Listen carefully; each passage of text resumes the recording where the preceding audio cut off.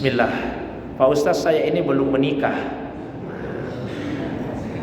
Ini belum tahu laki-laki atau perempuan ini.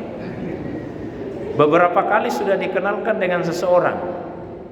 Ketika orang tersebut sudah serius, malah muncul keraguan. Apakah ini petunjuk dari Allah?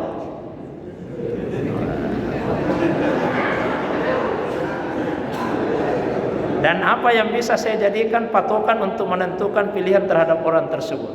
Baik, ya.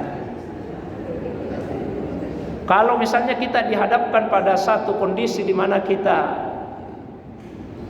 tidak bisa menentukan pilihan, maka lakukanlah istisara dan istikharah.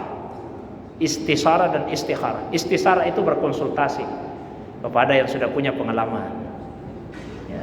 Coba kita tanya Pak sama teman kantor kita yang sudah lama menikah, ya, sudah punya pengalaman. Kemudian istikharah, minta petunjuk dari Allah. Kalau sudah istikharah, jangan lagi istisara, makanya istisaranya duluan. Kalau Allah sudah kasih petunjuk, tanya lagi sama manusia, marah nanti Allah sama kita. Saya sudah kasih petunjuk, kok tanya-tanya orang lagi. Jadi istisara dulu, minta pendapat, baru kita mohon petunjuk kepada Allah. Laksanakanlah salat sunnah 2 rakaat, niat salat sunnah istikharah. Dan petunjuk dari Allah itu tidak mesti dalam bentuk mimpi. Ada yang mengatakan, Ustaz, saya 3 malam berturut-turut salat istikharah tapi tidak mimpi-mimpi juga. Oh, tidak harus mimpi petunjuknya. Petunjuk dari Allah itu berupa kemantapan hati. Tadinya hati ragu-ragu, jadi mantap. Nah, itu petunjuk dari Allah. Ya, petunjuk dari Allah. Apakah mantap untuk menerima atau mantap untuk menolak? Itu petunjuk dari Allah. Kalau sudah salat, berdoa kepada Allah SWT. Ya Allah, jika urusan ini, maksudnya lamaran, kalau misalnya melamar, akan mendatangkan kebaikan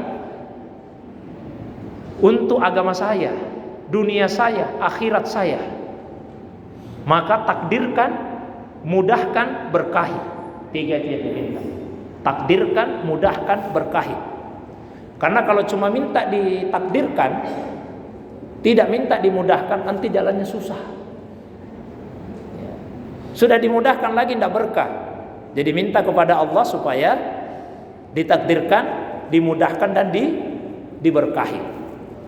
Kemudian dilanjutkan, tapi jika urusan ini akan mendatangkan keburukan untuk agamaku, duniaku dan akhiratku, jauhkan dia dariku dan jauhkan aku darinya.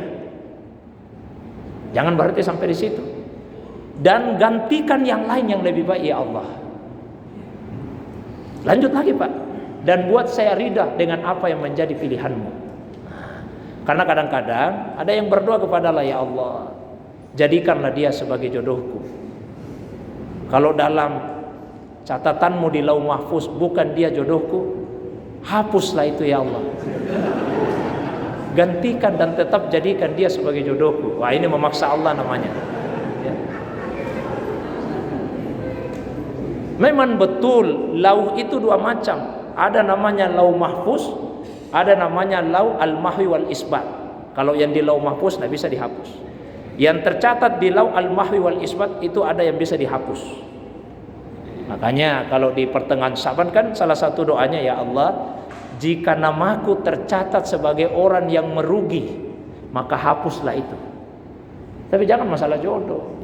Kita minta sama Allah, kalau yang tercatat ya Allah bukan dia jodohku, hapus itu ya Allah. Ganti, tetap jadikan dia sebagai jodohku, tidak boleh. Minta sama Allah ganti yang lebih baik.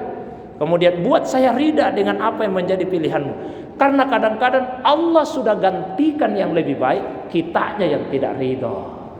Minta seperti itu. Nah, kalau sudah ada kemantapan di hati, maka itulah petunjuk dari Allah Subhanahu wa taala. Itu Pak Ibu ya. Allahu a'lam bishawab.